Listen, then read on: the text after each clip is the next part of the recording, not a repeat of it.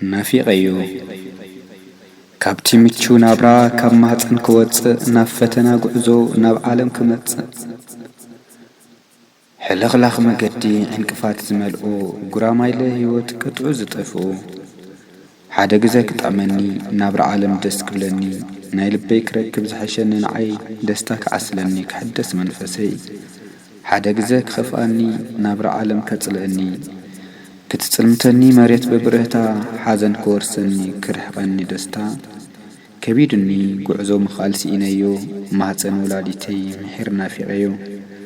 ዘይምለስ ኮይነኒ ናብ ዝተመነኽዎ ዝነበር ኩሉ ማህፀን ከም ኢለ ክኣትዎ ዘይትምነዊ ፍጥረት ለዋህ ተፈጥሮኺ ኣዴ ወላዲተይ ናፊቀዮ ማህፀንኪ ብሃይለ በዛብህ